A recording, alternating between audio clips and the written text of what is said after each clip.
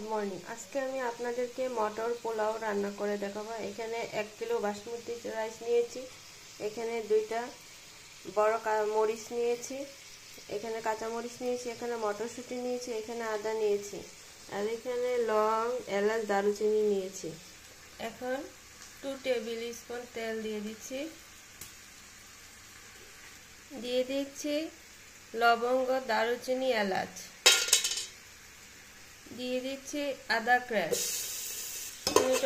আদাটা হালকা একটু ভেজে নিচ্ছি।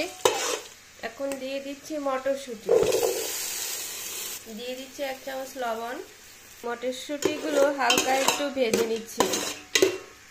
মটরশুঁটিগুলো হালকা ভিজে নিয়েছি। এখন চাল দিয়ে দিব। এখন চাল দিয়ে দিচ্ছি। চালগুলো হালকা ভেজে নিচ্ছি মটরশুঁটির সাথে। তারপর আপনাদের কাছে আসছি। 1 চামচ চিনি দিয়ে দিচ্ছি, পোলাওটা ঝরঝরে হবে।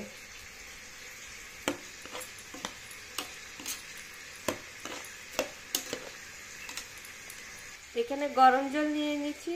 1 গ্লাসের 5 গ্লাস জল দিয়ে দিব। জল দিয়ে দিচ্ছি, 5 গ্লাস গরম জল দিয়ে দিচ্ছি।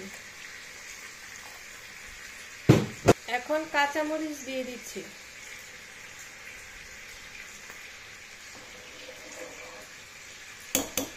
তারপর আপনাদেরকে দেখাচ্ছি।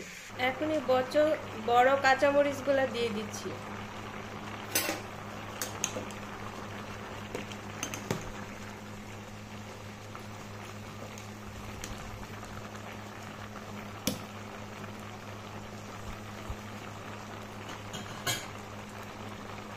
এখন ঢাকনা দিয়ে ঢেকে দেব।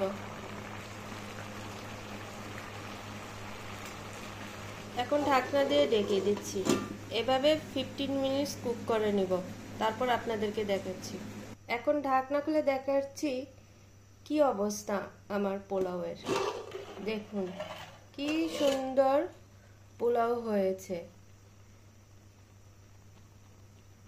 দেখুন কি সুন্দর ঝরঝরে পোলাও হয়েছে। আপনারাও একবার আমার মতো এভাবে তৈরি করে দেখতে পারেন মটর পোলাও।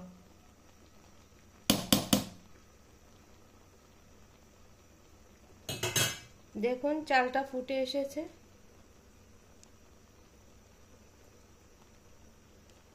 আমার পোলাও হয়ে এসেছে। আজকের রেসিপিটি আপনাদের কেমন লাগলো আমাকে কমেন্ট করে জানাবেন। আজকের ভিডিওটি আমি এখানে শেষ করছি। ধন্যবাদ।